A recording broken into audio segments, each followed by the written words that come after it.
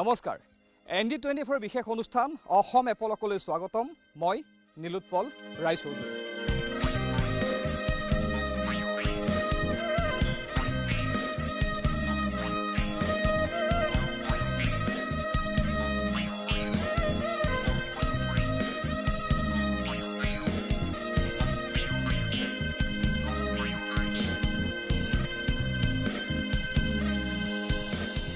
আজি অসম এপলক অনুষ্ঠানত আপোনালোকক দেখুৱাম অসমৰ দ্বিতীয় বৃহত্তম নদীদ্বীপ যিটো নদীদ্বীপ অৱস্থিত শোণিতপুৰ জিলাৰ জীয়াভৰলী নৈৰ মাজত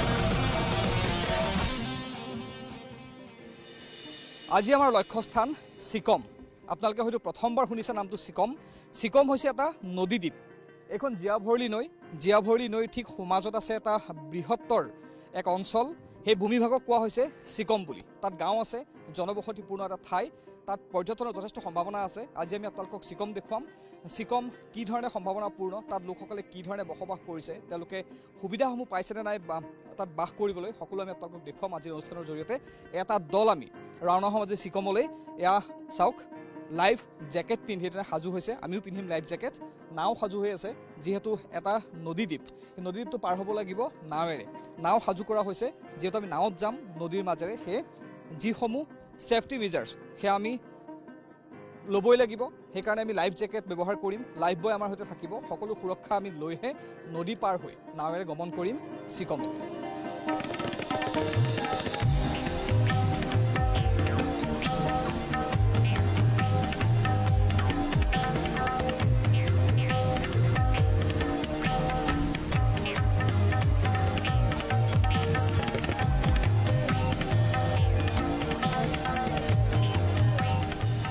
আমি যাত্ৰা আৰম্ভ কৰিছোঁ চিকমলৈ এখন জীয়াভৰলী নৈৰ মাজেৰে জীয়াভৰলী নৈৰ বুকুৰে আমি এখন নাৱেৰে যাত্ৰা কৰিছোঁ চিকমলৈ পুনৰ কৈছোঁ চিকম হৈছে ৰাজ্যখনৰে দ্বিতীয় বৃহত্তম নদীদ্বীপ হয়তো বহুতে নাম শুনা নাই চিকমৰ বহুতে হয়তো গৈ পোৱা নাই চিকমলৈ আজি আমি ND24 বিশেষ অনুষ্ঠান অসম এপলকৰ জৰিয়তে আপোনালোকক চিনাকি কৰি দিম এই চিকম নদীদ্বীপক চিকম নদীদ্বীপত কি আছে তাত যিহেতু আমি আমাৰ যি উদ্দেশ্য তাত পৰ্যটনৰ সম্ভাৱনা কিমান তাত পৰ্যটন কি ধৰণে হৈ উঠিব সেই সম্পৰ্কে আমি আপোনালোকক দৃশ্যসমূহ দেখুৱাই যাম তথ্যসমূহ জনাই যাম লগতে তাত বসবাস কৰা লোকসকলৰ অভাৱ অভিযোগ সকলো আমি আপোনালোকক দেখুৱাম আজি এই ধৰণে আমি এই জীয়াভৰলী নৈৰ মাজেৰে যাত্ৰা কৰিছোঁ চিকমলৈ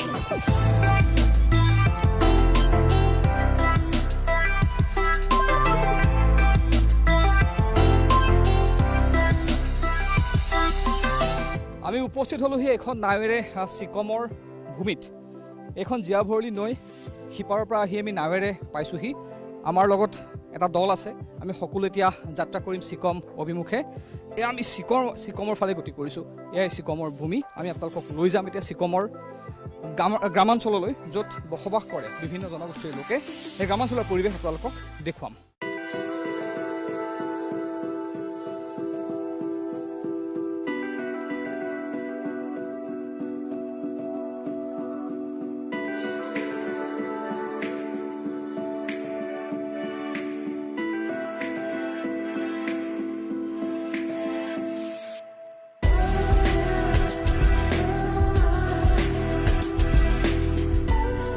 আমি যাত্ৰা কৰিম চিকমলৈ অৰ্থাৎ আমি চিকমৰ ভূমিতে আছোঁ এইটো নদীদ্বীপত আছোঁ আমি জীয়াভৰলী নৈ পাৰ হ'লোঁ নাৱেৰে আৰু এইবাৰ আমি চিকমৰ জনবসতিপূৰ্ণ অঞ্চললৈ যাম এখন ট্ৰেক্টৰৰ জৰিয়তে এই যাত্ৰা কিন্তু ইমান সহজ নহয় ইমান সুগম নহয় তথাপিও আমি ND24 যি বিশেষ অনুষ্ঠান অসম এপলক সেই অনুষ্ঠানৰ জৰিয়তে আমি প্ৰয়াস কৰিছোঁ এক ক্ষুদ্ৰ প্ৰয়াস কৰিছোঁ অসমৰ যিসমূহ নজনা ঠাই আছে সেই ঠাইসমূহ দৰ্শকসকলক দেখুওৱাৰ বাবে আৰু সেই আমাৰ যাত্ৰা যিমান দুৰ্গম হ'লেও আমি যামেই আপোনালোকক দেখুৱামেই আপোনালোকক দেখুৱাৰ স্বাৰ্থত আমি যাত্ৰা কৰিছোঁ আমি জীয়াভৰলী নৈ নাৱেৰে কি ধৰণে পাৰ হ'লোঁ সেয়া দেখিলে এইবাৰ আমি ট্ৰেক্টৰ লৈছোঁ ট্ৰেক্টৰত উঠি আমি যাম এতিয়া চিকমলৈ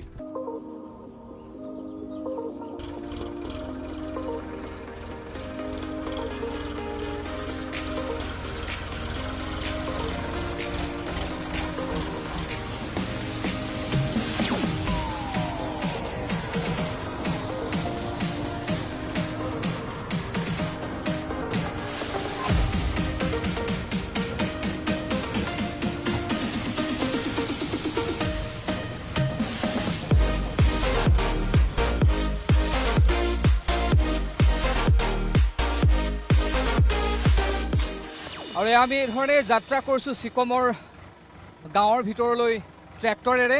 এখন ট্ৰেক্টৰত আমাৰ যিটো দল, সেই দলটো ভৰি আছে, চাওক গোটেই ট্ৰেক্টৰখন আমি উঠি আহিছোঁ। এই ধৰণে আমি নদীৰ মাজত থকা এটা দ্বীপৰ ভিতৰলৈ গৈছোঁ। চিকমৰ গাঁওখন পাবলৈ আমাৰ কিমান দূৰ আছে? আৰু 1.5 কিলোমিটাৰমান আছে। আৰু 1.5 কিলোমিটাৰ? হয়, আমি 1.5 কিলোমিটাৰ এনেকৈ ট্ৰেক্টৰত? হয়। আপোনালোকে সদায় এনেকৈ ঘাটৰ পৰা মানুহ লৈ আহে ট্ৰেক্টৰে? হয়, আমি বাইকেদি আপ ডাউন কৰোঁ আৰু ট্ৰেক্টৰ দি আপ ডাউন কৰি থাকোঁ ইয়াত।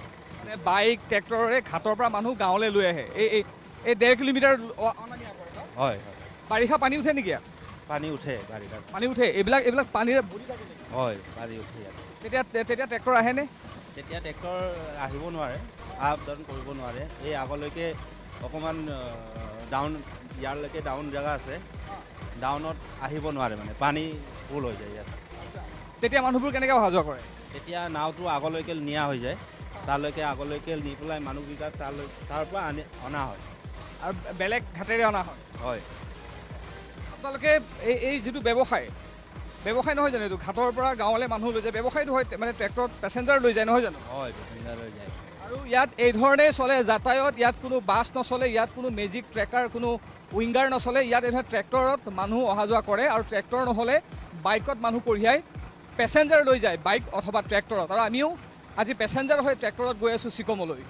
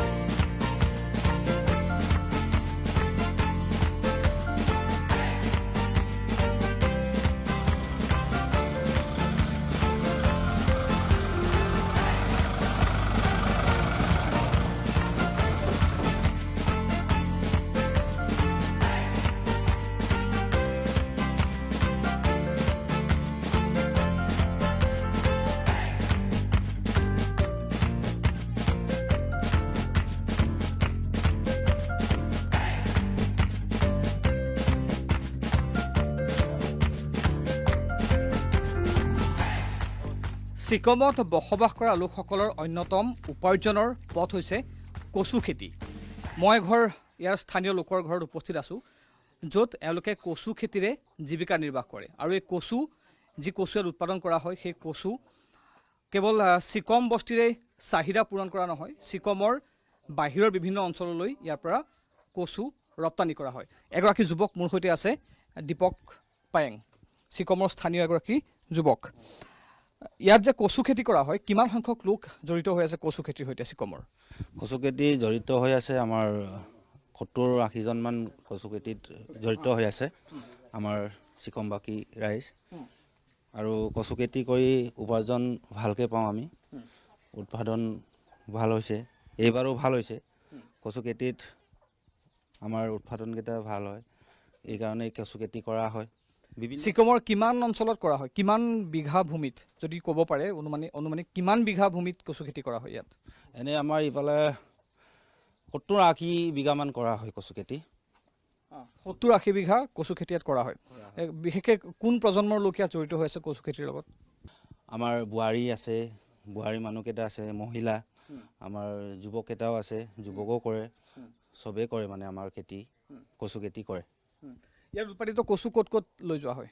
ইয়াত কচু লৈ যোৱা হয় নগাঁও, বেপাৰী আহি পেলাই লৈ যায় ইয়াৰ পৰা। নগাঁও লৈ যায়, তেজপুৰ লৈ যায়, মানে বিভিন্ন জেগাত লৈ যায় আৰু। কচু খেতি আমাৰ বছৰত কিমান উৎপাদন হয়? বছৰত আমাৰ এবিঘাত আপোনাৰ 35-40 কেজি মানে 1000 টকা হয় আৰু আচ্ছা এবিঘাত 35,000 পৰা 40,000 টকা উপাৰ্জন হয় উপাৰ্জন কচু খেতি কৰি হয় নিশ্চয় ইয়াৰ অধিকাংশ লোকে কচু খেতিৰ লগত জড়িত যুৱ প্ৰজন্মৰ হয় জড়িত আছে। তেওঁলোকৰ উপাৰ্জনৰ পথ অন্যতম উপাৰ্জনৰ পথ বা প্ৰধান বুলি ক'ব পাৰি উপাৰ্জনৰ পথ হয় ক'ব পাৰি আচ্ছা ইয়াত খেতি কৰা এই কচু বৈশিষ্ট্য কি বেলেগত কৰা কচু খেতি আৰু ইয়াৰ খেতিৰ কচুৰ বৈশিষ্ট্য কিবা আছে বেলেগ হয় হয় আমাৰ ইয়াত কচু খেতি কৰা হয় আমি এনে বেলেগ কাৰ্ড নিদিওঁ আমাৰ গোবৰ কাৰ্ড আছে গোবৰ কাৰ্ড লগাই পেলাই আমি কচু খেতি কৰোঁ আমাৰ গোবৰ কাৰ্ড দিলেও মানে কচুবিলাক আমাৰ অলপ ডাঙৰ হয় ভাল হয় উপাৰ্জনটো ভাল পাওঁ আমাৰ বেলেগ সাৰ দি পেলাই কচু খেতি কৰা নহয় মানে বেলেগত কৰা কচু খেতিতকৈ ইয়াত কৰা যি খেতিৰ যি কচু সোৱাদ বেলেগ হ'ব চাগে ভাল হ'ব হয় আমাৰ ইয়াৰ কচুবিলাক বেলেগ গাঁৱতকৈ মানে বেলেগ জেগাতকৈ অকণমান বেছি মানে টেষ্টটো বেছি আমাৰ মানে আচ্ছা ইয়াত কচু খেতিক অন্যতম খেতি হিচাপে কিয় লোৱা হৈছে ইয়াৰ মাটিৰ যি গুণাগুণ সেই গুণাগুণৰ কাৰণে কচু খেতি ইয়াত ভাল হয় নে অন্য কিবা কাৰণ আছে নেকি নাই ইয়াত আমাৰ মাটিখিনিত কচু খেতি ভাল হয় ভাল হোৱাৰ কাৰণে কচু খেতি কৰোঁ আৰু বিভিন্ন খেতিও কৰোঁ আমি ভোল জিকা এইবিলাকো কৰোঁ কচু খেতিও ভাল হয় কচু খেতি বেছিকৈ ভাল হয় মানে ধান কচু আমাৰ বেছিকৈ ভাল হয় এইটো কাৰণে কচু আৰু ধান বেলেগ বস্তুও কৰোঁ এই জিকা ভোল কেইটাকো কৰোঁ কৃষি প্ৰধান এটা অঞ্চল চিকম বস্তি এই চিকম বস্তিৰ অন্যতম খেতি হৈছে কচু যি কচু আমি আপোনালোকক দেখুৱাইছোঁ এঘৰ লোকৰ ঘৰত আমি উপস্থিত হৈছোঁ য'ত এওঁলোকেও প্ৰধান খেতি হিচাপে লৈছে কচুক আৰু ইয়াৰ পৰা স্থানীয় যিসকল ব্যৱসায়ী তেওঁলোকে কচু ইয়াৰ পৰা লৈ যোৱাৰ উপৰিও বিভিন্ন জিলালৈ কচু ৰপ্তানি কৰা হয় এই চিকম নদী দ্বীপটোৰ পৰা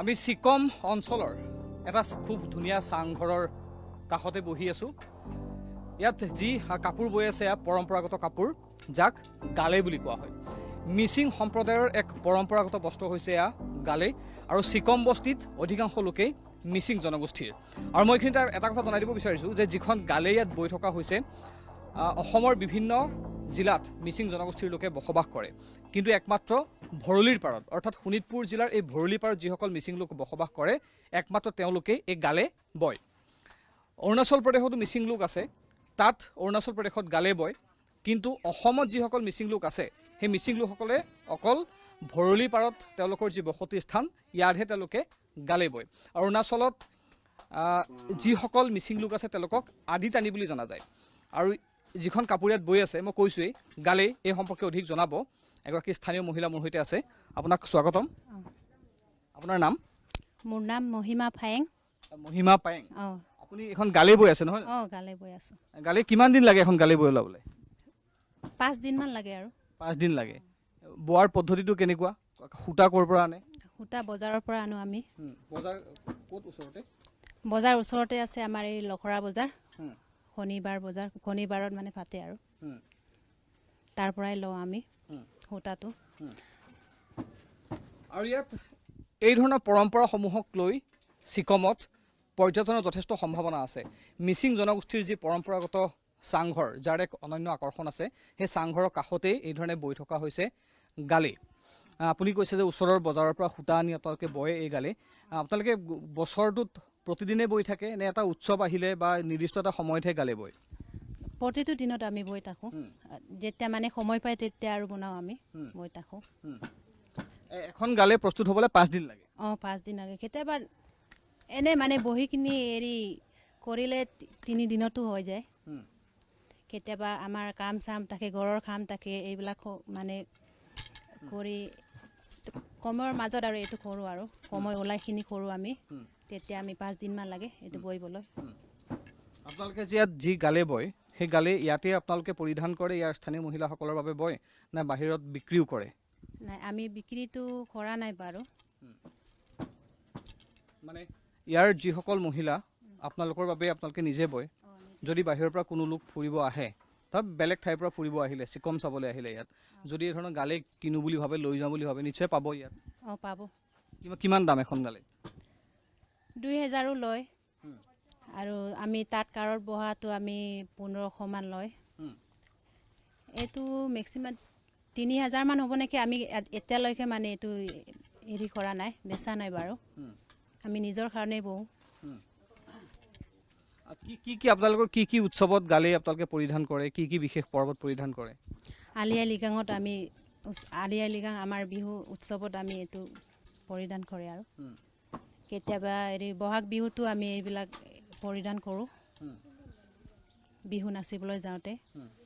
আৰু কিবা আমাৰ দটগাং চটগাং কিবা আমাৰ পাতিলে আৰু মিটিং চিটিং কৰবাত হ'লে এতিয়া আমি এইটো পৰিধান কৰোঁ। সেইটোৱে আৰু। আপোনালোকৰ বিক্ৰী বিপণী আছে নেকি? বিক্ৰী কৰা স্থান আছে নেকি? গালে বিক্ৰী কৰা ইয়াত দোকান আছে নেকি কোনোবা? দোকানটো নাই। যদি পৰ্যটক ইয়ালৈ আহে, যদি বিচাৰে, ঘৰৰ পৰাই সংগ্ৰহ কৰিব পাৰিব? ঘৰৰ পৰাই সংগ্ৰহ কৰে। মানে ঘৰত সাজু হৈ থাকে আপোনালোকৰ গালে? সাজু হৈ থাকে।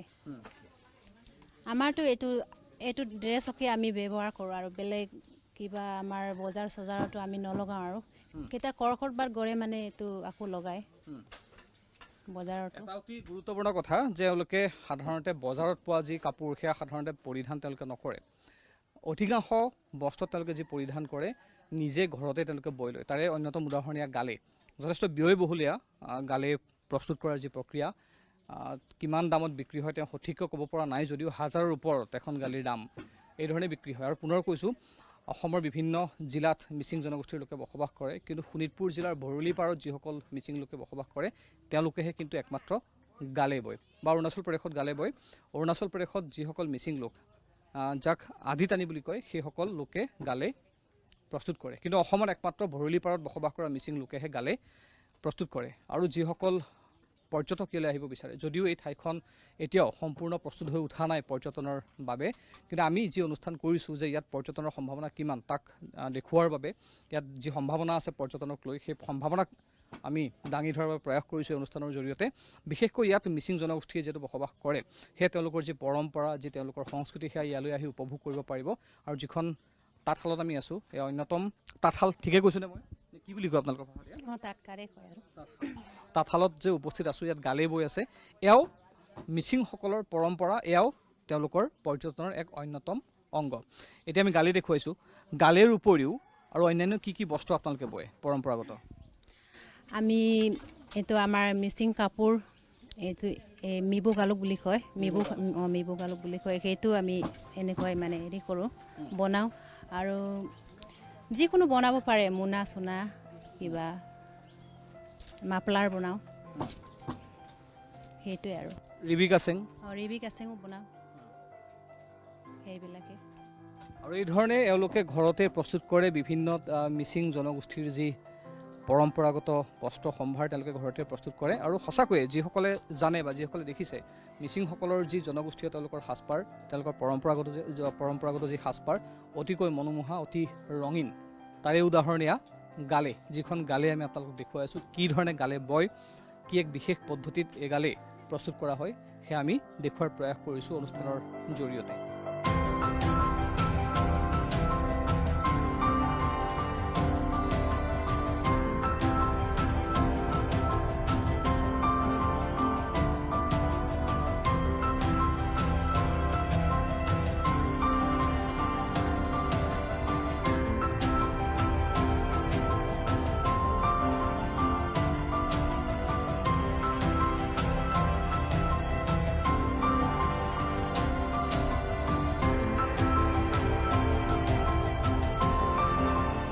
মিচিংসকলৰ সংস্কৃতি বাৰে ৰহণীয়া তেওঁলোকৰ খাদ্য তেওঁলোকৰ পৰম্পৰাগত বস্ত্ৰ তেওঁলোকৰ জীৱন ধাৰণৰ প্ৰণালী সকলোতে ব্যতিক্ৰম দেখিবলৈ পোৱা যায় আমি এঘৰ মিচিং লোকৰ ঘৰত উপস্থিত আছোঁ চিকমৰ এঘৰ মিচিং লোকৰ ঘৰত তেওঁলোকে ইয়াত খাদ্য বনাইছে কোনো বেলেগ খাদ্য তেওঁলোকে বনোৱা নাই তেওঁলোকে দৈনন্দিন জীৱনত যি খাদ্য তেওঁলোকে গ্ৰহণ কৰে মিচিংসকলে যি দৈনন্দিন খাদ্য গ্ৰহণ কৰে সেই খাদ্য খুব সুন্দৰকৈ এই ধৰণে গাঁৱলীয়া পৰিৱেশত তেওঁলোকে প্ৰস্তুত কৰিছে বাইদেউ কি বনাইছে পুৰা গাহৰি গাহৰি পোলাইছে দেখুৱাই দিয়কচোন কেমেৰাত এই ধৰণে পুৰা গাহৰি লগতে বিভিন্ন ব্যঞ্জন তেওঁলোকে বনাই আছে আৰু পৰ্যটকসকলে যদি ইয়ালৈ আহে যদিহে পৰ্যটন ইয়াত গঢ় লৈ তুলিব পাৰি তেন্তে নিশ্চয় ইয়াত মিচিংসকলৰ পৰম্পৰাগত খাদ্য আপোনালোকে খাদ্যৰ সোৱাদ ল'ব পাৰিব এই ধৰণে খুব সুস্বাদুভাৱে তেওঁলোকে কোনো ধৰণৰ মছলা প্ৰয়োগ নকৰাকৈ যি ব্যঞ্জন তেওঁলোকে প্ৰস্তুত কৰে তাৰ সোৱাদ ল'ব পাৰিব গাহৰি পোৰাৰ উপৰি আৰু তাত কি বনাই আছে গাহৰি মাংস আৰু ঔটেঙা গাহৰি মাংস আৰু ঔটেঙা আজি খাই চাব লাগিব কেনেকুৱা খাই চাব আপোনালোকৰ পৰম্পৰাগত খাদ্য আৰু কি কি আছে আমাৰ গাহৰি মাংস দি হেৰি মেচাকি শাক দি খাওঁ আৰু হেৰি কলা দালি দি বনাওঁ দালি দিও বনাওঁ আৰু এনে আলু চালু কিবা চব্জি দিয়ে বনাই খাওঁ আলহী আহিলে কি কি খুৱাই ভাল পায় আপোনালোকে গাহৰি মাংস আৰু মুৰ্গীও খুৱাওঁ আৰু নদীৰ মাছ আছেই নদীৰ ওচৰতে আছে যিহেতু ওচৰতে আছে মাছো খুৱাওঁ আৰু আৰু কি কি খুৱাই পানীয় আপোনালোকৰ পৰম্পৰাগত পানীয় আছে কি আছে কি আছিল নাম চাইমদ আৰু হেৰি নগজি নাপাং বুলি কওঁ এই দুটা আছে এই ধৰণে বিভিন্ন পৰম্পৰাগত খাদ্যৰ পৰম্পৰাগত পানীয়ৰ সোৱাদ ল'ব পাৰিব যদিহে আপুনি এইখন গাঁৱলৈ আহে এটা নদীদ্বীপ পুনৰ কৈছোঁ মাজুলীৰ পিছতেই ৰাজ্যখনত থকা দ্বিতীয় বৃহত্তম নদীদ্বীপ চিকম শোণিতপুৰ জিলাৰ জীয়াভৰলী নৈৰ মাজত অৱস্থিত এটা বৃহত্তৰ অঞ্চল এটা নদীদ্বীপ সেই চিকমত আহি আজি আমি আপোনালোকক এই দৃশ্যসমূহ দেখুৱাৰ এই চিকমৰ বিষয়ে জনোৱাৰ চেষ্টা কৰি আছোঁ এটা সময়ৰ অতি দুৰ্গম অঞ্চল চিকম এতিয়া লাহে লাহে মানুহে জনা হৈছে চিকমৰ বিষয়ে কিন্তু ৰাজ্যখনৰ কথা বাদেই দিয়ক শোণিতপুৰ জিলাৰে হয়তো বহুতে নাজানে এই চিকমৰ কথা আৰু আছে বহু জানিবলগীয়া চিকমৰ বিষয়ে ক'বলগীয়া বহুত আছে দেখুৱাবলগীয়া বহুত আছে আমি দেখুৱাই থাকিম আৰু বিভিন্ন ঠাইলৈ লৈ যাম চিকমৰ চাই থাকিব আমাৰ এই অনুষ্ঠান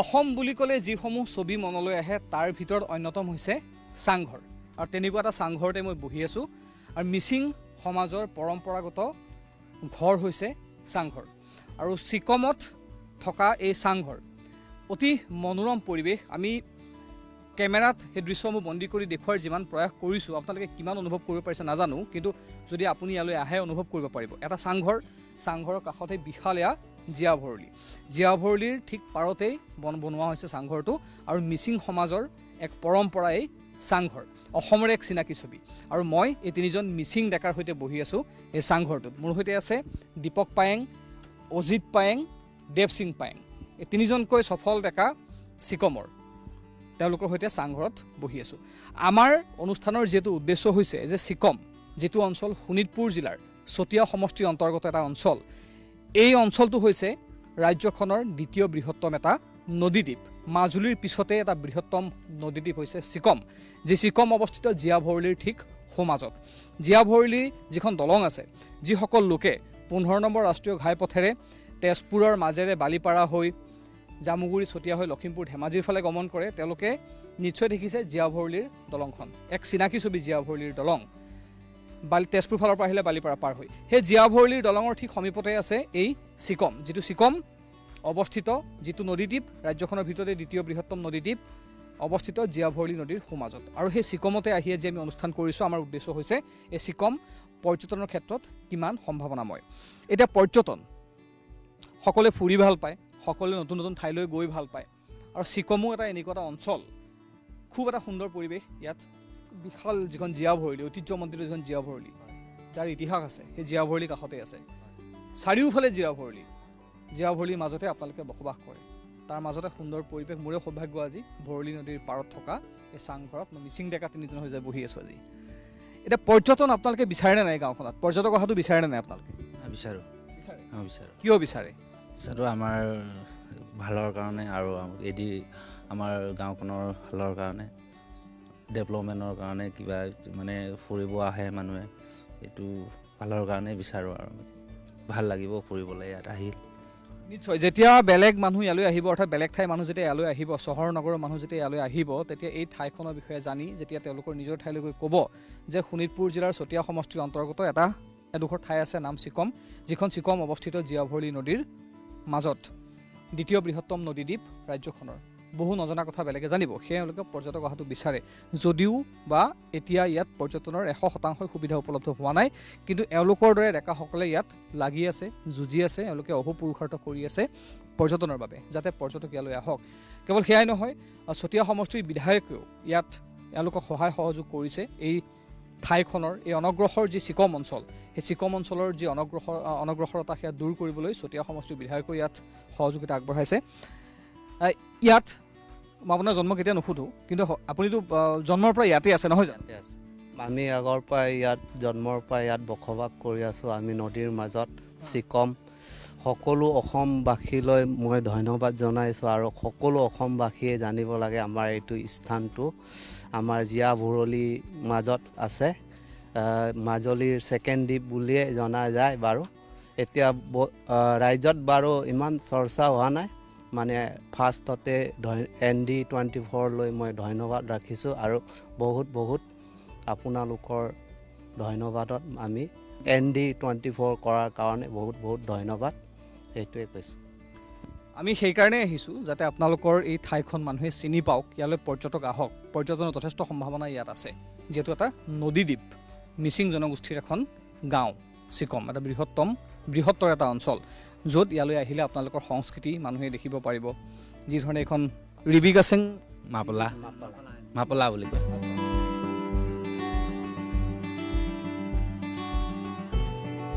এই ধৰণৰ বিভিন্ন পৰম্পৰাগত বস্ত্ৰই হওক বা তেওঁলোকৰ খাদ্য সম্ভাৰেই হওক তেওঁলোকৰ সংস্কৃতিয়ে হওক ইয়ালৈ আহিলে উপভোগ কৰিব পাৰিব পৰ্যটকে এতিয়া যিটো কথা মই আপোনাক সুধিছিলোঁ যে আপুনি জন্মৰ পৰা ইয়াতে আছে এই নদীৰ মাজৰ এই ঠাইখিনিতে আপোনাৰ জন্ম ইয়াতে আপুনি ডাঙৰ দীঘল হৈছে এই ঠাইখন মানুহে জনা বা ইয়ালৈ কোনো চৰকাৰী বিষয়া অহা কেতিয়াৰ পৰা আৰম্ভ হৈছে আপোনাৰ এইটো জানামতে 1985ৰ পৰা মানে ইয়াত অহা যোৱা কৰি আছে বাৰু কৰি আছে আমি জনা নাছিলোঁ প্ৰজন্ম হয় এতিয়া বাৰু বহুত অন্যান্য দেশত বহুত পৰিৱৰ্তন হৈছে আমাৰ গাঁৱটোও আপোনালোকৰ নিউজ ND24ৰে যদি চৰ্চা কৰি দিয়ে সেইটোৰ কাৰণে আমাৰ বহুত কামনা আপোনালোকক ধন্যবাদ জনাইছোঁ আপুনিও এই অঞ্চলৰে এগৰাকী যুৱক আপোনাৰো জন্ম ইয়াতেই নহয় জানো আপুনি জন্মৰ পৰা এতিয়ালৈ এই ঠাইখনৰ পৰিৱৰ্তন কি দেখিছে ইয়াত আমাৰ ইয়াতো পৰিৱৰ্তন বুলিবলৈ বহুত হৈছে পোনপ্ৰথমে মই ND24ত ধন্যবাদ জ্ঞাপন কৰিছোঁ ইয়াতো পৰিৱৰ্তন বুলিবলৈ আগতকৈ বহুত পৰিৱৰ্তন হৈছে বাৰু এতিয়া আগত চ'লাৰ ছিষ্টেম নাছিলে বহুত চ'লাৰৰ ছিষ্টেম হৈ গ'ল এতিয়া ৰাস্তা পদূলি আগতকৈ বহুত ধৰণৰ এতিয়া আগতকৈ বহুত উন্নত হৈছে বাৰু তেনেকৈ আৰু গাঁৱত বিজুলীৰ সংযোগটো এইবিলাক নাই আৰু সেইটো চৰকাৰে কৰি চ'লাৰ ছিষ্টেম হয় সেইটোৱে আপুনি যিটো কথা ক'লে যে ৰাস্তা পদূলিৰ কথা কৈছে আমি যেতিয়া চিকমলৈ আহিছিলোঁ আমি গাড়ী ৰাখি আহিছোঁ জীয়া ভৰলী দলং পোৱাৰ ঠিক আগত তেজপুৰ ফালৰ পৰা যেতিয়া আমি আহিছোঁ মানে গুৱাহাটীৰ পৰা তেজপুৰ হৈ যেতিয়া আমি আহিছোঁ জীয়া ভৰলী দলং পোৱাৰ আগত এটা ৰাস্তাৰে আমি সোমাই আহি এটা নিৰ্দিষ্ট ঠাইত এটা সেনাবাহিনীৰ এটা কেম্প আছে আৰ্মি কেম্প এটা আছে তাত গাড়ী থৈ নাৱেৰে আমি ভৰলী নদী পাৰ হৈছোঁ, পাৰ হৈ আপোনালোকৰ ইয়ালৈ আহিছোঁ। তাৰপাছত এইজন দীপক পায়েঙে আমাক ট্ৰেক্টৰত লৈ আপোনালোকৰ ইয়ালৈ লৈ আহিছে। এতিয়া আপুনি যিটো কথা ক'লে ৰাস্তা পথৰ কথা, বাট পথৰ কথা, যে আগতে তেনেকুৱা নাছিলে কিন্তু এতিয়া পৰিৱৰ্তন হৈ পেলাই বাট পথ হৈছে। আপোনালোক যেতিয়া শিশু অৱস্থাত আছিল, মানে কিশোৰ অৱস্থাত আছিল, তেজপুৰ যাবলগীয়া হ'লে, জামুগুৰি যাবলগীয়া হ'লে বা ওচৰে পাঁজৰে থকা ধলাইবিল, টৌভঙা, খনামুখ, বালিপাৰা ইত্যাদি ঠাই যাবলগীয়া হ'লে আপোনালোকে কি ধৰণে অহা যোৱা কৰিছিল, যিহেতু ৰাস্তা পদূলি ইমান ভাল নাছিল আগতে? তেতিয়া আমি খোজকাঢ়িও গৈছিলোঁ, চাইকেল আছিলে, চাইকেল লগত যাওঁ আৰু চাইকেল নাৱত পাৰ কৰি দিয়ে? নাৱত পাৰ কৰি দিওঁ, হয়। নাৱত পাৰ কৰি বহুত কষ্ট আৰু বাৰিষাতো বোকা। এতিয়া বিশেষকৈ আমি এতিয়া বহুত বিধায়ক মহোদয়লৈ অনুৰোধ কৰিছোঁ, আমাৰ এতিয়া ইয়াত স্বাস্থ্যকেন্দ্ৰ অতিকৈ প্ৰয়োজন, মানে যাতে মানে নদী বান বাৰিষাত যেনেকৈ মানুহে ভেকচিন বা কিবা গৰ্ভৱতী হ'লে মানুহে বান বাৰিষাত সৰু এখন নাৱত কেনেকৈ যাব লগা হয়, যদি নিমাতী ঘাটৰ দৰে এনেকৈ যদি দুৰ্ঘটনা হৈ যায় তেতিয়াহ'লে আমাৰ বহুত বিপদজনক হ'ব। গতিকে উন্নত মানৰ নাও দিয়ে আগতকৈ আৰু বেছি পৰিৱৰ্তন আমাক বিচাৰোঁ, আৰু যাতে আমাৰ ইয়াতো পৰ্যটকে অহাটো তেতিয়া আৰু সুবিধা হ'ব। সৰু নাওখন হ'লেতো পৰ্যটকো অকণমান ভয় লগা হ'ব। গতিকে আমিও এই উন্নত মানৰ নাও বিচাৰোঁ ৰাইজৰ, এই চৰকাৰৰ পৰা। সেইটোৱে নিশ্চয় এটা খুব গুৰুত্বপূৰ্ণ কথা এওঁ উল্লেখ কৰিছে, যে যিহেতু ঠাইখন পৰ্যটনৰ বাবে সম্ভাৱনাময়, ইয়াত পৰ্যটন হোৱাটো বিচাৰিছে ইয়াৰ স্থানীয় লোকসকলে, য'ত বিধায়কেও সহযোগিতা আগবঢ়াইছে। তাৰ মাজতে বিধায়কৰ দৃষ্টিগোচৰ কৰিব বিচাৰিছে এগৰাকী যুৱক, ইয়াৰ স্থানীয় যুৱকে, যে পৰ্যটক আহিবলৈ যাতে কোনো ভয় শংকা তেওঁলোকে নকৰে, যাতে কোনো বিনা দ্বিধাই তেওঁলোক ইয়ালৈ আহে, তাৰ বাবে উপযুক্ত নাৱৰ ব্যৱস্থা কৰি দিবলৈ আহ্বান জনাইছে এওঁ স্থানীয় বিধায়কগৰাকীক। কাৰণ এই অঞ্চলটোলৈ আহিবলৈ একমাত্ৰ যাতায়াতৰ মাধ্যমটোৱে হৈছে নাও। জীয়াভৰলী নৈ পাৰ হ'ব লাগে, যিফালে যাব চাৰিওফালে ঘেৰি আছে জীয়াভৰলীয়ে। আপুনি বহিৰাজ্যৰ সৈতে, বহিৰ্বিশ্বৰ সৈতে সংযোগ স্থাপন কৰিবলৈ নাৱেৰে নদী পাৰ হ'বই লাগিব। তেনে ক্ষেত্ৰত যদি সুবিধাসম্পন্ন আধুনিক নাও, সুৰক্ষাৰ সকলো ব্যৱস্থা থকা নাও যদি ইয়াত উপলব্ধ কৰাব পৰা হয়, তেন্তে নিশ্চয় পৰ্যটক ইয়ালৈ আহিব কোনো ভয় নকৰাকৈ। তাৰ মাজতে তেওঁ যিটো কথা উল্লেখ কৰিছে, নিমাতী ঘাটত দুৰ্ভাগ্যজনক যি ঘটনা সংঘটিত হৈ গ'ল যোৱা 8 ছেপ্টেম্বৰত, সেই ধৰণৰ ঘটনা যাতে কেতিয়াও নহওক সকলোৱে কামনা কৰে।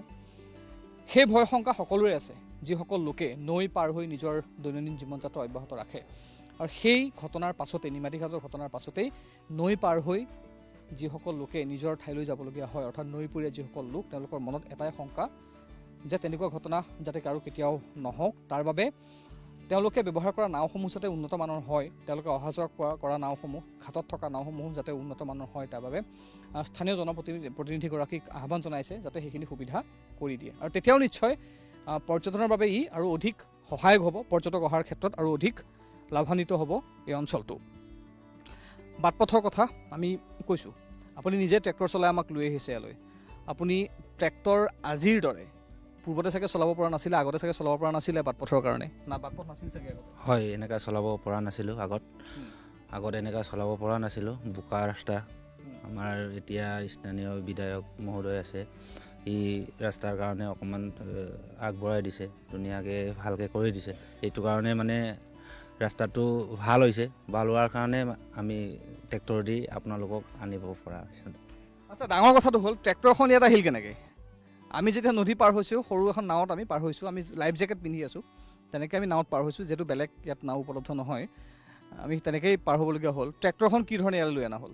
ট্ৰেক্টৰখন আমি ইয়ালৈকে আনিব পাৰোঁ এই নাও কেইখনমানত। নাও 5খন লগাই দিওঁ, নাও 5খন লগাই পেলাই তক্তা লগাই পেলাই ধুনীয়াকৈ বান্ধি লওঁ, বান্ধি পেলাই ওপৰত উঠাই কিনি 7জনমান মানুহ ওপৰত থাকি বইতা মাৰি পেলাই পাৰ কৰি আনি দিওঁ। মানে 5খন নাও লগাই ডাঙৰ কৰি ট্ৰেক্টৰখন তাৰ ওপৰত উঠাই ইপাৰ সিপাৰ কৰে। ভাবক কিমান এক কষ্টকৰ এক যাত্ৰা এওঁলোকৰ জীৱনশৈলী। নাৱত ট্ৰেক্টৰ পাৰ কৰিব লাগে, তাকো কোনো অত্যাধুনিক নাও নহয়, সৰু সৰু নাও, 5খন নাও একেলগ কৰি তাৰ ওপৰত ট্ৰেক্টৰ উঠাই এওঁলোকে পাৰ কৰে। এই ধৰণে চলি থাকে এওঁলোকৰ জীৱন যাত্ৰা। ট্ৰেক্টৰ কিমান আছে গাঁৱত? 8খনমান আছে ট্ৰেক্টৰ। 8খন ট্ৰেক্টৰ আছে। হয়। ট্ৰেক্টৰৰ কাম কি? মূলতঃ খেতিৰ কাৰণে ব্যৱহাৰ কৰা হয় নে ঘাটৰ পৰা মানুহ অনা নিয়াৰ ক্ষেত্ৰত ব্যৱহাৰ কৰা হয়? বিশেষকৈ খেতিৰ বাবে অনা হৈছে, খেতিৰ বাবে মানুহ অনা হয়, ঘাটৰ পৰা মানুহ অনা হয় ট্ৰেক্টৰেদি, আৰু খেতিৰ বাবে বিশেষকৈ খেতিৰ বাবে অনা হয়। আৰু ইয়াত বেলেগ গাড়ী কি আছে? বেলেগ চাৰিচকীয়া গাড়ী?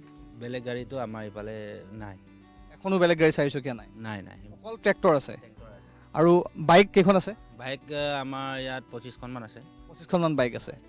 আচ্ছা, তেল ক'ত উপলব্ধ হয়? ট্ৰেক্টৰ চলাবলৈ, বাইক চলাবলৈ তেল লাগে, তেল ক'ৰ পৰা আনে? আমি ডিপুৰ পৰা আনিবলগীয়া হয়, ক'ত? টবঙা টুপীয়া ডিপুৰ পৰা, তাৰ পৰা আনিবলগীয়া হয় আমি। মানে এনেকুৱা হয় নেকি, তাত ডিপুৰ পৰা তেলখিনি আপোনালোকে কিনি আনি ট্ৰেক্টৰ বাইকত ভৰাই এনে আনি পেলাই ইয়াত মজুত কৰে, ইয়াতো বিক্ৰী কৰে গাঁৱত? ইয়াত এনেকুৱা বিক্ৰী কৰা নাই, তাৰ পৰা আনি পেলাই ইয়াত পেট্ৰলকেইটা বিক্ৰী কৰে, ডিজেল এনেকুৱা বিক্ৰী কৰা নাই ইয়াত। তাৰ পৰা ডিজেল আনি ইয়াত ঘৰত থৈ পেলাই দালি কামত লগোৱা হয়। এই ধৰণে এক কষ্টৰ মাজেৰে স্বাভাৱিক হৈ গৈছে ন জীৱন, এনেকুৱাই মানে এইটোৱে নৰ্মেল হৈ গৈছে ন, মানে ভয় নালাগে বা কোনো চিন্তাৰ কাৰণ নাই, এই ধৰণে জীৱনটো চলি আছে নহয় জানো? হয় হয়, এইটো চলি আছে, ভয়ৰ কাৰণ নোহোৱা হৈ গৈছোঁ। আগৰ পৰাই মানে আমি এনেকৈ চলি আহিছোঁ, তেতিয়া মানে ভয়টো নোহোৱা হৈ গৈছে মানে। এতিয়া যেতিয়া পৰ্যটনৰ সম্ভাৱনাক লৈ পেলাই আমি অনুষ্ঠান কৰিছোঁ ইয়ালৈ আহি, আপোনালোকে ইয়াত পৰ্যটনৰ সম্ভাৱনাৰ কথা আমি বাৰে বাৰে কৈ আছোঁ, কিন্তু ইয়ালৈ আহিলে আপোনালোকৰ মুখেৰে মই শুনিব বিচাৰিছোঁ বা দৰ্শকসকলক জনাব বিচাৰিছোঁ, ইয়ালৈ আহিলে পৰ্যটকে কি কি চাব পাৰিব, কি কি ভাল পাব ইয়ালৈ আহি, বা কিয় আহি ভাল পাব ইয়ালৈ? ইয়াত বিভিন্ন ধৰণৰ আমাৰ গছ গছনি, এনেকুৱা ৰাস্তা পদূলি, নদী দ্বীপ আছে। আমাৰ নদী দ্বীপখনত আহিব পাৰিব, নদী দ্বীপত নদীত যাব পাৰিব।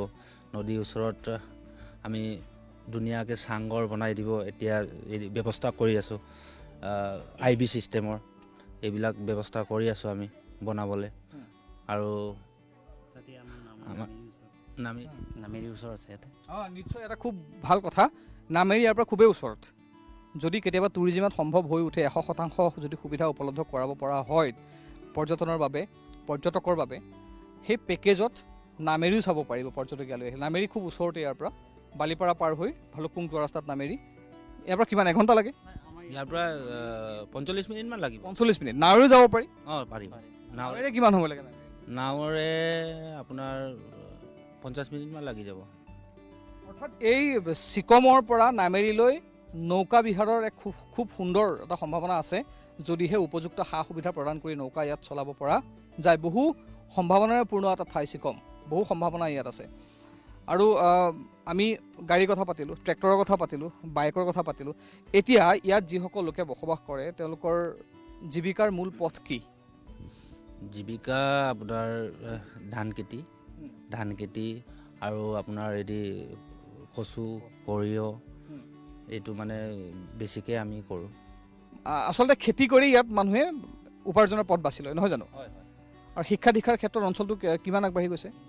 শিক্ষাটো আমাৰ মানে ইয়াত অসুবিধা, আমি ইয়াত কিমান ক্লাছলৈকে আছে? প্ৰাথমিক বিদ্যালয় আছে বৰ্তমান। আমাৰ ইয়াত হাই স্কুল নাই, ME স্কুল নাই। ইয়াৰ পৰা আমি 20-25 কিলোমিটাৰ খোজকাঢ়ি গৈ পেলাই তাত আমাৰ ল'ৰা ছোৱালীবিলাক পঢ়া শুনা কৰে। তাৰপিছত নদী ডাঙৰ বাঢ়িলে আমাৰ যাবৰ কাৰণে অসুবিধা হৈ যায়, এইটোৰ কাৰণে আমি বহুত সন্মুখীন হওঁ।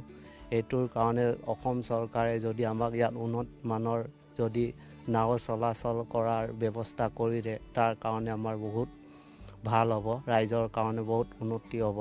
আমাৰ এতিয়া পিছপৰা বুলি ক'লে বহুত পিছপৰা। প্ৰাথমিক বিদ্যালয় আছে, মাষ্টৰ মাহত বছৰত মানে 90 দিনমান ক্লাছ হয়, আৰু বাৰিষা মাহতো প্ৰায় নাহে। তাৰপিছত আমি ছাৰক ফোন কৰিলেও সোনকালে নাহে। তাৰপিছত নদীৰ কাৰণে অসুবিধা, সেইটোৰ কাৰণে আমাৰ ল'ৰা ছোৱালীবিলাক বহুত পিছপৰা আছে। বৰ্তমান আমাৰ পুৰণি বৰদিকৰায়ত এতিয়া বহুত ৰাইজত বা বহুত ডিষ্ট্ৰিক্টবিলাকত, জিলাবিলাকত ভালকৈ উন্নত মানৰ শিক্ষা পাইছে, কিন্তু আমাৰ ইয়াত পিছপৰা শিক্ষা আছে। তাৰ বাবে আমি ইমান অসমীয়া ভাষাও নাজানো, আমি লোকেল ল'ৰা। এইটোৰ কাৰণে আমাৰ অসম চৰকাৰক বহুত মানে অনুৰোধ কৰিছোঁ, যাতে আমাৰ পিছপৰা এৰিয়াবিলাকত ভাল ভাল উন্নত মানৰ শিক্ষা দিয়ে। এইটোৰ কাৰণে বহুত ধন্যবাদ জনাইছোঁ। যিটো কথা মোক ক'লে, ইয়াত বিদ্যালয় মাত্ৰ এখন আছে ন, প্ৰাথমিক বিদ্যালয় এখন আছে। ইয়াত হাইস্কুল নাই, ME স্কুল নাই, কলেজ বিশ্ববিদ্যালয়টো বাদেই দিলোঁ বাৰু, বিশ্ববিদ্যালয় পৰ্যায়লৈ নাযায়। কলেজ এখন ইয়াত নাই, হায়াৰ ছেকেণ্ডেৰী নাই, ME স্কুল নাই, মাত্ৰ এখন LP স্কুল ইয়াত আছে। LP স্কুল পাছ কৰি কিমান সংখ্যকে ইয়াত পঢ়িবলৈ মন কৰে, নে LP স্কুল পাছ কৰি বেছি সংখ্যক লোকে পঢ়া শুনা বাদ দিয়ে? ইয়াৰ পৰা মানে LP বাহিৰত গৈ পঢ়িলে, তাত গৈ বাহিৰত গৈ পঢ়ে। আমাৰ মুলগুটি চাৰিআলি হওক, আমাৰ কণামুখেই হওক আমাৰ ওচৰ মানে কণামুখেই হওক তাত পাৰ হৈ নাৱৰ দি পাৰ হৈ তাত পৰিবলৈ যায়। আমাৰ এইটোৱে মানে ইয়াৰ পৰা পৰিবলৈ যায়। আগততো এনেকুৱা আছিলে নিজেই নাও চলাই পেলাই আমি পৰিছোঁ, নিজেই নাও চলাই পেলাই, নিজে নাও চলাই সিপাৰে গৈ নিজে তাত পঢ়া শুনা কৰি এতিয়া আকৌ নাওটো পাৰ কৰি আনিম, তেতিয়া মানে ৰাতি পৰিবলৈ মানে আমি শক্তি নাথাকে, তেনেকুৱা হৈ যায় মানে। এইটো কাৰণে মানে আমি চৰকাৰকো অনুৰোধ জনাইছোঁ ভাল এটা নাও এখন দিয়ক আৰু শিক্ষা অনুষ্ঠানকো অকণমান চাই দিয়ক, এইটো আশা কৰিছোঁ। নিশ্চয় আধুনিক যুগত এতিয়াৰ যুগত দেখিবলৈ পোৱা যায় বিভিন্ন অত্যাধুনিক বাইক গাড়ী লৈ কলেজৰ ছাত্ৰ ছাত্ৰীয়ে কলেজ কৰিবলৈ যায় বা উচ্চ শিক্ষা ল'বলৈ যায়। এওঁলোকেও এওঁলোকৰ অঞ্চলটোত মাত্ৰ প্ৰাথমিক শিক্ষাহে ল'ব পাৰে। প্ৰাথমিক শিক্ষাৰ পিছত তেওঁলোকে ইয়াত অঞ্চলটোত পঢ়িবলৈ তেওঁলোকৰ কোনো ব্যৱস্থা নাই। এওঁলোকে নদী পাৰ হৈ নিকটৱৰ্তী বিভিন্ন স্থানলৈ গৈ এওঁলোকে উচ্চ শিক্ষা গ্ৰহণ কৰিব লাগে। উচ্চ শিক্ষা মানে প্ৰাথমিক বিদ্যালয় দেওনা পাৰ কৰি যি শিক্ষা তেওঁলোকে ল'বলগীয়া হয়, হাইস্কুল, ME স্কুল বা মহাবিদ্যালয়, সেইসমূহ শিক্ষা এওঁলোকে ইয়াত উপলব্ধ নহয়। এওঁলোকে এই নদীখন পাৰ হৈ ভৰলী নদীখন পাৰ হৈ এওঁলোকে বিভিন্ন ঠাইলৈ গৈ য'ত আছে ME স্কুল, হাইস্কুল, মহাবিদ্যালয় তালৈ যাব লাগে। তাত কিন্তু এওঁলোকে অন্য একাংশ ছাত্ৰ ছাত্ৰীয়ে যি ধৰণে অত্যাধুনিক বাইক, স্কুটি, গাড়ী লৈ যায়, এওঁলোকে লৈ নাযায়। এওঁলোকে নাও লৈ শিক্ষা গ্ৰহণ কৰিবলৈ যায়। যিসকলে উচ্চ শিক্ষা গ্ৰহণ কৰে অঞ্চলটোৰ নাও লৈ এওঁলোকে যাতায়াত কৰিবলগীয়া হয়। আমি যিহেতু পৰ্যটনৰ কথা পাতি আছোঁ, পৰ্যটন যেতিয়া ইয়াত ঠন ধৰি উঠিব, যেতিয়া অধিক সংখ্যক পৰ্যটক ইয়ালৈ আহিব, এতিয়া চাগে ইয়ালৈ এই ঠাইখন কেনেকুৱা চাওঁ বুলি মানুহ আহে দুই এজন। পৰ্যটক এতিয়াও প্ৰফেশ্যনেল হৈ ইয়াত উঠা নাই। যেতিয়া প্ৰফেশ্যনেল পৰ্যটন ইয়াত হৈ উঠিব, নিশ্চয় অঞ্চলটোৰ লোকসকলক, বিশেষকৈ যুৱ প্ৰজন্মক প্ৰশিক্ষণ দিব লাগিব যে পৰ্যটন এটা বেলেগ বস্তু, পিকনিকো এটা বেলেগ বস্তু, নহয় জানো? আৰু এনেই আলহী খাবলৈ অহা এটা বেলেগ বস্তু। পৰ্যটনটো কি হয়, কি ধৰণে পৰ্যটন আগবঢ়াই নিব লাগিব, পৰ্যটকক কি ধৰণে আদৰিব লাগিব, সেই আচাৰ ব্যৱহাৰখিনি, সেই পৰ্যটনক লৈ চিন্তা চৰ্চাখিনি আপোনালোকে কি ভাবিছে বা কাক কি আহ্বান জনাব বিচাৰিছে? পৰ্যটনক লৈ পেলাই আমি মানে এটি পৰ্যটন আহিলে আমি কেনেকুৱা ব্যৱহাৰ কৰিব লাগে, তাক কেনেকুৱা আদৰিব লাগিব, আমি চৰকাৰৰ পৰাও অনুৰোধ কৰিছোঁ আমাক ইয়াত টুৰিজিমৰ ছিষ্টেম এটা ৰেডি কৰি দিয়ক। আৰু এইটো পৰ্যটন আহিলে আমি কেনেকুৱা ব্যৱহাৰ কৰিব লাগে, ব্যৱহাৰ কৰি ক'ত কেনেকুৱা কি দেখাব লাগে, আমি ক'ত কেনেকুৱা লৈ যাব লাগে, এইবিলাক ধুনীয়াকৈ মানে ৰেডি কৰিব লাগিব আমি পৰ্যটনটো। নিশ্চয়। যিহেতু মিচিং ডেকা চাংঘৰত বহি আছোঁ, অকণমান গুমৰাগ যদি নুশুনো কেনেকুৱা লাগিব? ভাল নালাগিব। কোনে গাব? অকণমান গুমৰাগ অকণমান যদি গাই দিয়ে। ঠিক আছে, গুমৰাগটো অকণমান গাই দিওঁ, ইমানকৈ ময়ো নাজানো, গুমৰাগটো গাই দিওঁ। ললে ললে ললে ডাব ললে ললে ললে ল সুব সুব বদিয়া গাম গাম্ব গাম্ব বদিয়া।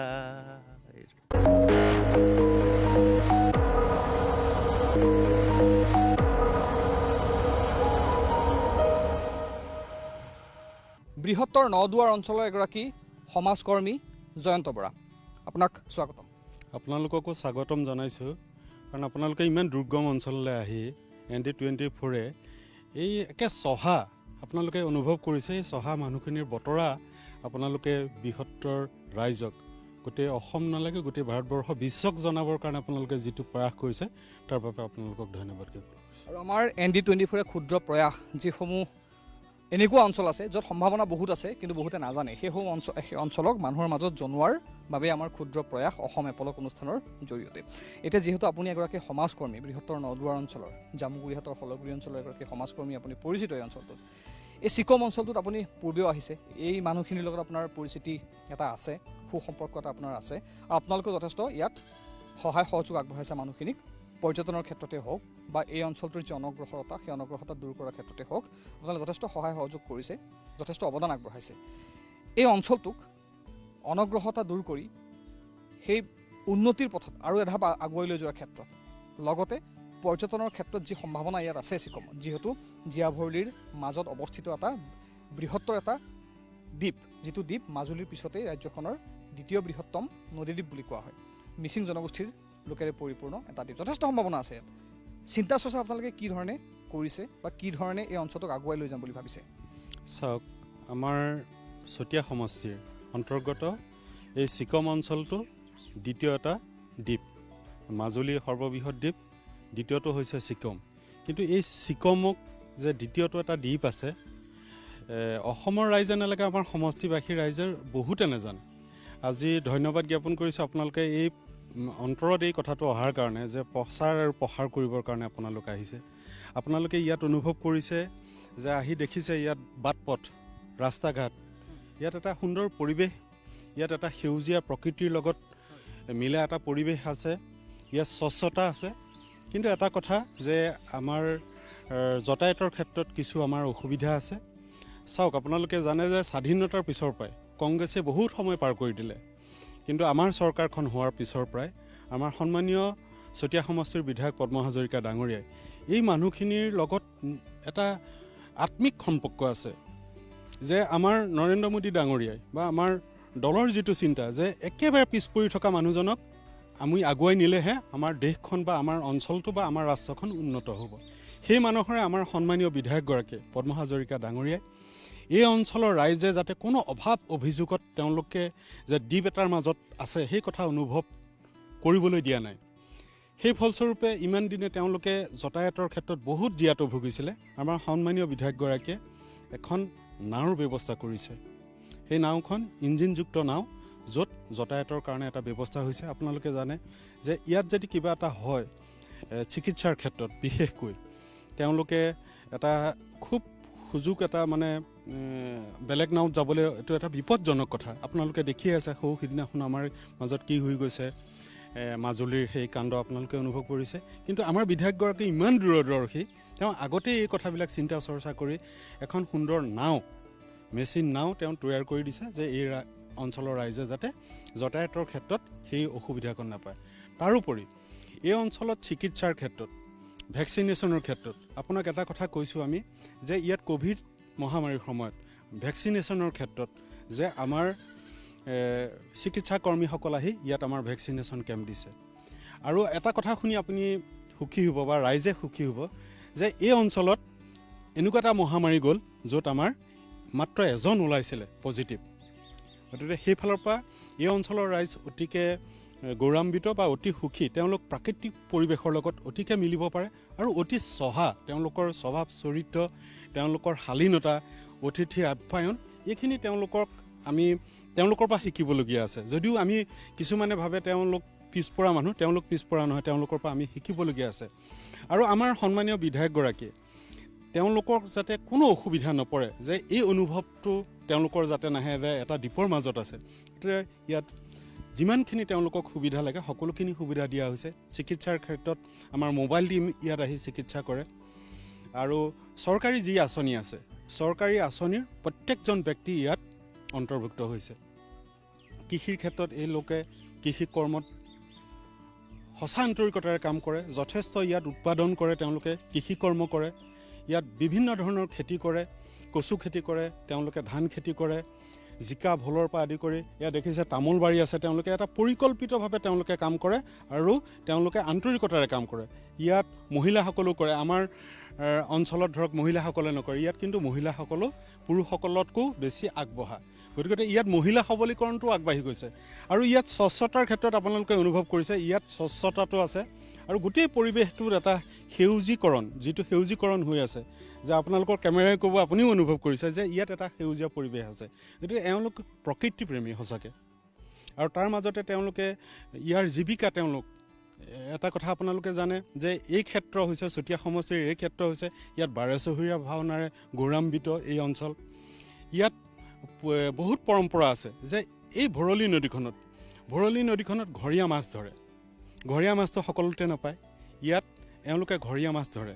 ঘৰীয়া মাছৰ সোৱাদটো বেলেগ, যে সকলোতে ঘৰীয়া মাছ নাপায়। আপোনালোকেও জানে যে ঘৰীয়া মাছৰ কেৱল জামুগুৰি বা আমাৰ এই অঞ্চলটোত অকল জীয়া ভৰলী নৈতহে ঘৰীয়া মাছ পায়। হয়, আৰু যদি কোনোবাই কয় যে বেলেগ নদীত ঘৰিয়া মাছ পায় সেইটো সেয়া হয়তো বেলেগ ঘৰিয়া বা আচল ঘৰিয়াটো নহয়, আচল ঘৰিয়াটো নহয়। অকল আচল ঘৰিয়া জীয়া ভৰলীত পায়।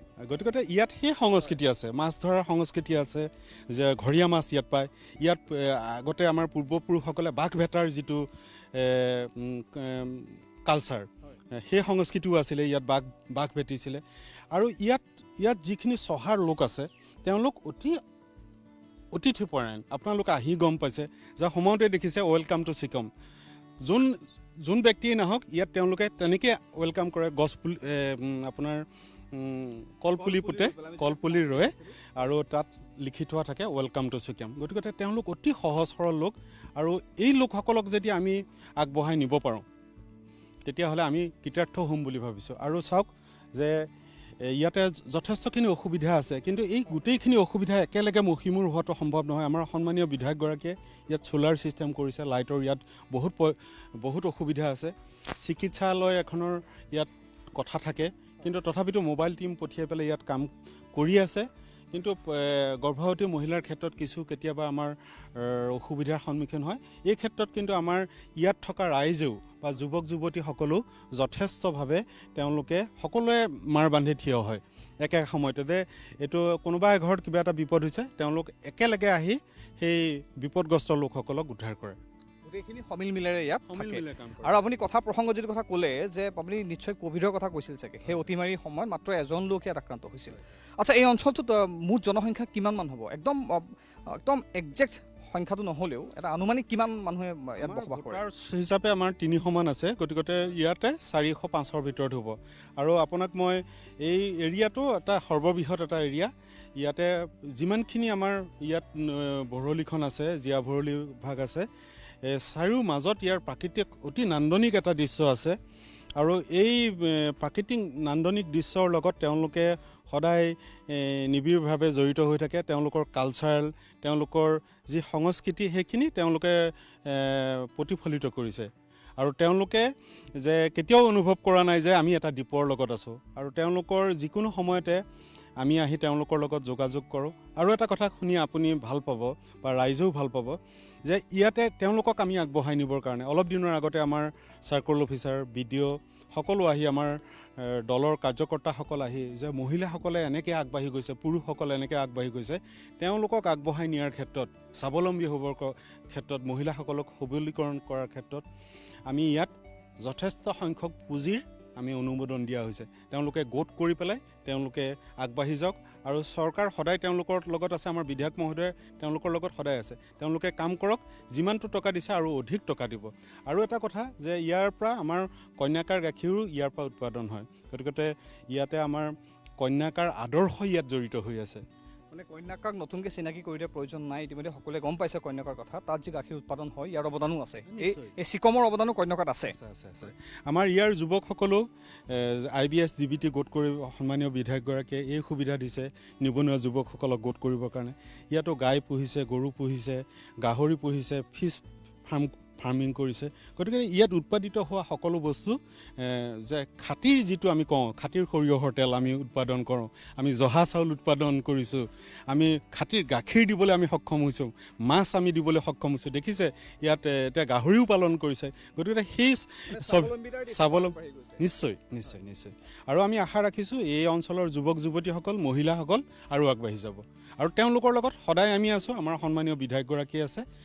গতিকে এই অঞ্চল আমি এটাই আশা কৰিছোঁ, বিধায়ক মহোদয়েও চিন্তা চৰ্চা কৰিছে যে এই অঞ্চলটো, চতিয়া সমষ্টিৰ এই অঞ্চলটো পৰ্যটকৰ থলী হিচাপে তেখেতে গঢ়ি তোলাত ভাৱ বিনিময় কৰিছে। আমাৰ সন্মানীয় মুখ্যমন্ত্ৰী মহোদয়ৰ লগতো তেখেতে এই বিষয়ে আলাপ আলোচনা কৰিছে।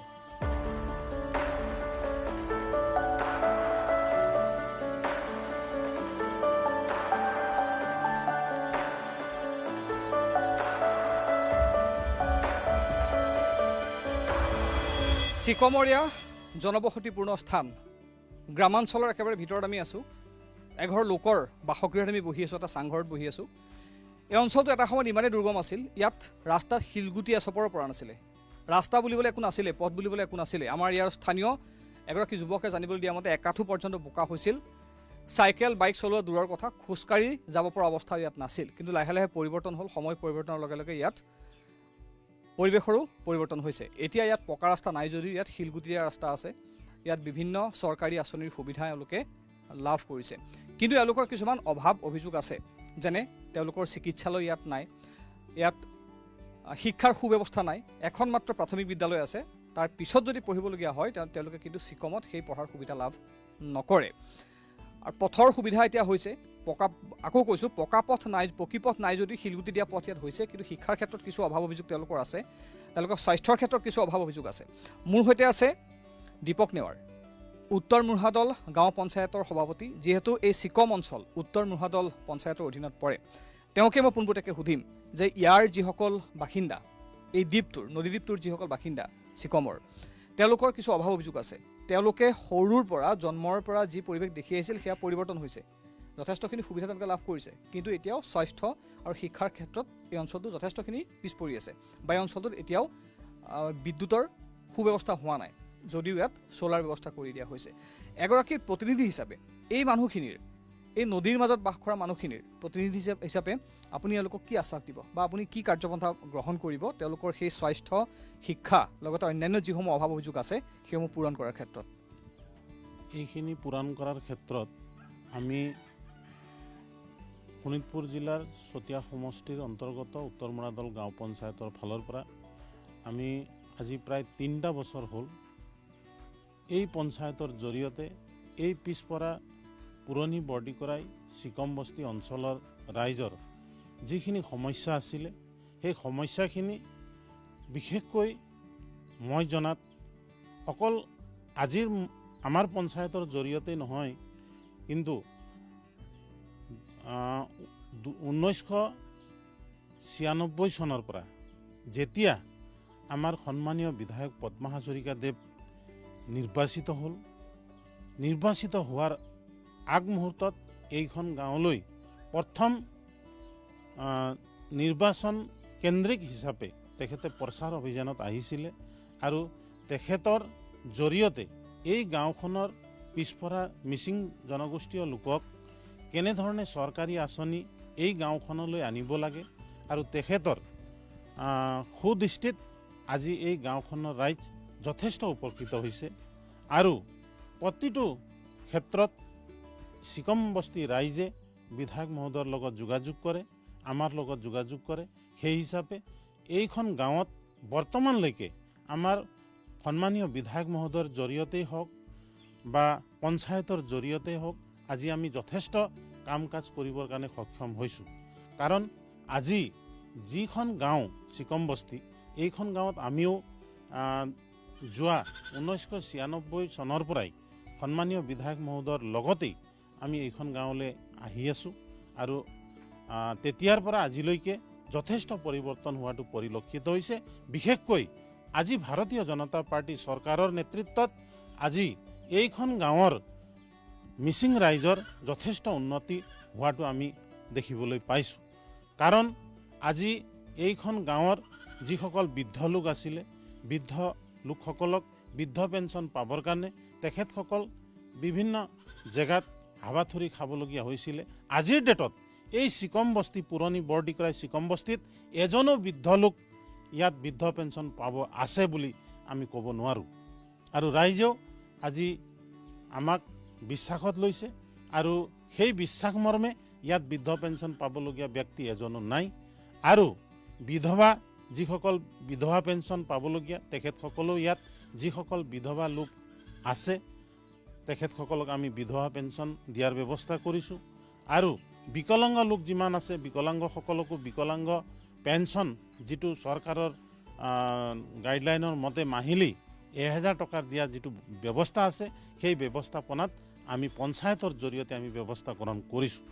আৰু ৰাস্তা পদূলিৰ ক্ষেত্ৰতে হওক বা বিজুলী বাতিৰ ক্ষেত্ৰত ইয়াত কিছু অসুবিধা আছে। আপোনালোকে আহিছে দেখিছে যে আজি আমি যি জেগাত আমি বহি আছোঁ চাৰিওফালে ভৰলী নদী, এটা দ্বীপত বহি আছোঁ আমি। আজি ভাৰতবৰ্ষত ক'বলৈ গ'লে একমাত্ৰ মাজুলী দ্বীপ বুলি আমি আগতে কিতাপত পাইছিলোঁ। আজি আমি ডাঙৰ হৈ দেখিবলৈ পালোঁ যে মাজুলী লেখীয়া এই আমাৰ উত্তৰ মুঢ়াদলতে আজি মই সভাপতি হৈ এতিয়া আমি চৰকাৰৰ জৰিয়তে কাম কাজ কৰি আছোঁ যদি আমি সঁচাকৈ আমি যে মাজুলী অকল মাজুলীতে আছে সেই কথাটো আমি পাহৰি গৈ আমাৰ উত্তৰ মূৰাদলতো এখন যে মাজুলী দ্বীপ আছে আমি আচৰিত হৈছোঁ। গতিকে আশা ৰাখিছোঁ আজি আপোনালোক ND24 মিডিয়া ফালৰ হৈ আপোনালোক আজি এই দুৰ্গম অঞ্চলত পিছপৰা অঞ্চলত আহি বিশেষকৈ এই খা খবৰখিনি লৈ দিয়াৰ কাৰণে আপোনালোকক মই বিশেষভাৱে ধন্যবাদ জ্ঞাপন কৰিছোঁ। আজি আছে সমস্যা, ৰাইজৰ সমস্যা আছে, সকলোবোৰ সমস্যা কিন্তু একেলগে সমাধান হোৱাটো সম্ভৱো নহয়। কিন্তু আজি ভাৰতীয় জনতা পাৰ্টি চৰকাৰৰ নেতৃত্বত সন্মানীয় বিধায়ক মহোদয়ৰ বলিষ্ঠ পদক্ষেপৰ কাৰণে আজি এই চিকম বস্তি হৈ থকা নাই। আজি যিকোনো আঁচনিৰ ক্ষেত্ৰত আপোনালোকৰ এতিয়া ক'বলৈ গ'লে NRLM ফালৰ পৰা মহিলাসকল এজনো বাদ নপৰাকৈ ইয়াত NRLM ফালৰ পৰা চৰকাৰীভাৱে যিখিনি আঁচনি দিব লাগে সেইখিনি আঁচনি তেখেতসকলে পাবলৈ সক্ষম হৈছে। আমাৰ যুৱ বন্ধুসকলক IBSৰ ফালৰ পৰাই হওক, DBT গোটৰ ফালৰ পৰাই হওক, আমি সকলো যুৱকক আমি IBS আৰু DBT আঁচনি দিবৰ কাৰণে সক্ষম হৈছোঁ। ৰাস্তা পদূলিৰ ক্ষেত্ৰত আজি এই চিকম বস্তি অঞ্চলত লাগি থকা যিবিলাক ৰাস্তা আছে আমি প্ৰতিটো ৰাস্তা পঞ্চায়তৰ জৰিয়তে MG NREGA আঁচনিৰ জৰিয়তে আমি ৰাস্তাবিলাক নিৰ্মাণ কৰিবলৈ সক্ষম হৈছোঁ। 2-এটা ৰাস্তা বাকী আছে, সেইখিনি ৰাস্তাও এইবাৰ আমি ৰাস্তাখিনি সম্পূৰ্ণ কৰিবৰ কাৰণে অকল চিকম বস্তিয়ে নহয়, উত্তৰ মূৰাদল গাঁও পঞ্চায়তত আজি ৰাইজে আমি সমালোচনা কৰা গম পাওঁ যে একচুৱেলি আজি ভাৰতীয় জনতা পাৰ্টি চৰকাৰ হোৱাৰ পৰা আজি সন্মানীয় বিধায়ক মহোদয়ৰ বলিষ্ঠ পদক্ষেপৰ কাৰণে আজি উত্তৰ মূৰাদল গাঁও পঞ্চায়তত কিন্তু বোকা হোৱা ৰাস্তা কিন্তু এটাও নাই। সকলো ৰাস্তা কিন্তু ভাল উন্নত মানৰ ৰাস্তা পাবলৈ কিন্তু ৰাইজ সক্ষম হৈছে বুলি আমি শুনিবলৈ পাওঁ। সেইটোৰ কাৰণে আমি ভাল পাওঁ আৰু আমি যিহেতু ৰাইজে পাতি দিয়া প্ৰতিনিধি হৈ এইবিলাক কথা আমি শুনো তেতিয়া আমাকো ভাল লাগে আৰু। গতিকে সেই হিচাপে আজি এইখন গাঁৱত প্ৰায় 120 ঘৰ আছে। 120 ঘৰৰ ভিতৰত কিছু ঘৰ আমাৰ ৰাঙাপাৰা সমষ্টিৰ পৰা পাম হিচাপে ইফালে পশ্চিম দিশত আমি য'ত বহিছোঁ ইয়াৰ পৰা পশ্চিম ফালে ৰাঙাপাৰা সমষ্টিৰ পৰা ইয়াত পাম হিচাপে বসবাস কৰে। আৰু আমাৰ উত্তৰ মূৰাদলত লাগি থকা যিসকল ভোটাৰ্ছ আছে আজি আমি 98 ঘৰক আমি চ'লাৰ লাইট দিবলৈ সক্ষম হৈছোঁ। চ'লাৰ লাইটৰ জৰিয়তে ৰাইজক বৰ্তমান চৰকাৰৰ যিটো উজ্জ্বলা আঁচনিৰ জৰিয়তে সৌভাগ্য আঁচনিৰ জৰিয়তে যিটো লাইটৰ ব্যৱস্থা কোনোবা ফালৰ পৰা হ'লেও ৰাইজক আমি পোহৰত ৰাখিবলৈ সক্ষম হৈছোঁ। কাৰণ আজি আমাৰ উত্তৰ মূৰাদল গাঁও পঞ্চায়তৰ অন্তৰ্গত 98 ঘৰ লোক আছে, সকলোকে আমি চ'লাৰ লাইট দিয়াৰ ব্যৱস্থা কৰিছোঁ। আজি 98 ঘৰৰ মিচিং ৰাইজে ইয়াত বসবাস কৰা ৰাইজে সকলোৱে কিন্তু পোহৰত বসবাস কৰিবলৈ সক্ষম হৈছে। আৰু প্ৰতিটো ঘৰত আপোনালোকে দেখিছে নিশ্চয় এই নীলা টিং লগোৱা FRP ফালৰ পৰা আমি সকলো ঘৰক আমি লেটিঙৰ ব্যৱস্থা দিবলৈ সক্ষম হৈছোঁ। গতিকে এনেধৰণে আজি আমি সঁচাকৈ আনন্দিত বৰ্তমান চৰকাৰৰ জৰিয়তে বা বৰ্তমান চৰকাৰৰ ফালৰ হৈ আমি প্ৰতিনিধি হোৱাটো আমি সঁচাকৈ সৌভাগ্যৱান বুলি আমি বিবেচনা কৰোঁ। সেই হিচাপে আজি ৰাস্তা পদূলি আৰু উন্নত কৰিব লাগিব। এখেতসকলৰ আমাকো আপত্তি কৰে যে আমি নাৱেদি অহা যোৱা কৰিব লাগে, আমাৰ ল'ৰা ছোৱালী স্কুল উচ্চ শিক্ষা ল'বৰ কাৰণে নদী পাৰ হৈ যাব লাগে। সেই চিন্তাধাৰাটো আমাৰ আছে। আমাৰ সন্মানীয় বিধায়ক মহোদয়ৰ লগত আমাৰ যোগসূত্ৰ আছে, তেখেতকো আমি অৱগত কৰিছোঁ। আৰু বিশেষকৈ আমি আমাৰ বিধায়কজনক ধন্যবাদ দিব লাগিব কাৰণ এই অঞ্চলত সৰ্বপ্ৰথম কিন্তু নাৱৰ সুবিধা কৰি দিয়া বিধায়কজন কিন্তু পদ্মা হাজৰিকা দেৱে হয়। গতিকে তেখেতে এই গাঁওখনক যথেষ্ট ৰাইজক উপকাৰ কৰিছে আৰু পৰৱৰ্তী দিনত আজি তেখেত ডক্টৰ উপাধিও পাবলৈ সক্ষম হৈছে। তেখেতৰ ওপৰত ৰাইজৰ আশীৰ্বাদ আছে। ৰাইজৰ আশীৰ্বাদৰ কাৰণে আজি তেওঁ আৰু ওপৰলৈ গৈ আছে। তেখেত যিমানেই ওপৰত গৈ থাকিব সিমানেই আমাৰ এই চতিয়া সমষ্টিবাসী ৰাইজৰ উন্নতি হ'ব বুলি আমি ভগৱানৰ ওচৰতো প্ৰাৰ্থনা কৰিছোঁ। আমি আশা ৰাখিছোঁ পৰৱৰ্তী দিনত আমি এই আমাৰ অঞ্চলৰ উত্তৰ মুৰাদল গাঁও পঞ্চায়তৰ লগতে এই চিকম বস্তি ৰাইজৰ যিখিনি অসুবিধা আছে এই অসুবিধাখিনি সম্পূৰ্ণ হিচাপে পৰ্যায়ক্ৰমে কৰি যোৱাৰ ক্ষেত্ৰত আমি নিশ্চয় আগবাঢ়ি যাম বুলি আমি বিশ্বাসত লৈছোঁ। গতিকে আজি সদৌ আপোনালোক ইমান দূৰৰ পৰা আজি আমাৰ এই পিছপৰা অঞ্চলৰ ৰাইজক খা খবৰটি ল'বলৈ অহাৰ কাৰণে বিশেষভাৱে ধন্যবাদ জনাই মোৰ ক'বলগীয়া এইখিনিয়ে।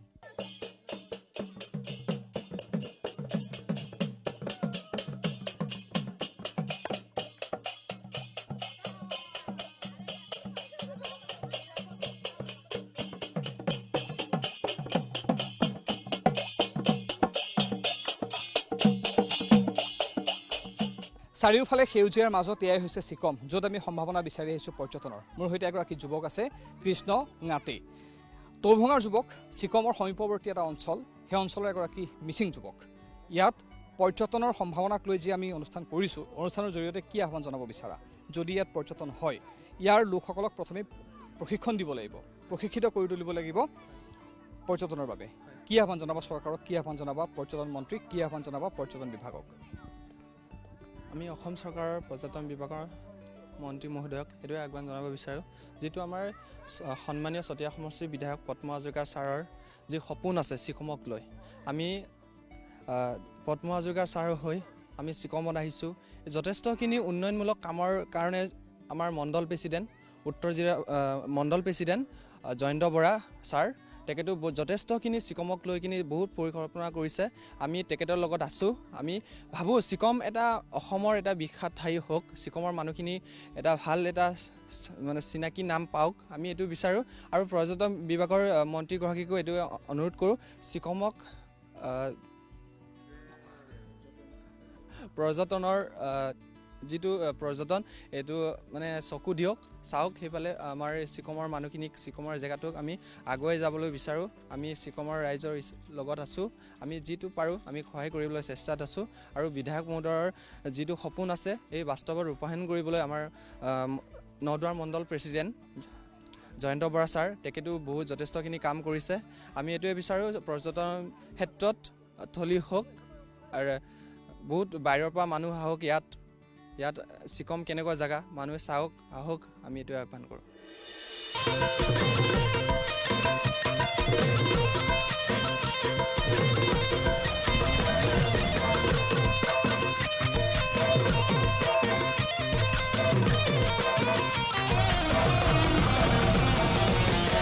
ND24 বিশেষ অনুষ্ঠান অসম এপলকৰ জৰিয়তে আমি চিকমক চিনাকি কৰি দিয়াৰ প্ৰয়াস কৰিলোঁ দৰ্শকসকলৰ মাজত। এয়াই হৈছে চিকম।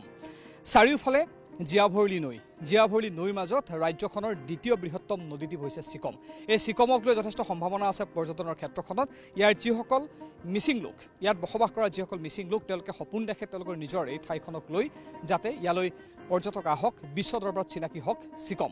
এতিয়া এই চিকমক বিশ্ব দৰবাৰত চিনাকি কৰি দিয়াৰ ক্ষেত্ৰত পৰ্যটনৰ ক্ষেত্ৰখনত আগুৱাই লৈ যোৱাৰ বাবে চৰকাৰৰ সদিচ্ছা কিমান, পৰ্যটন বিভাগৰ সদিচ্ছা কিমান, সেয়া সময়তহে গম পোৱা যাব।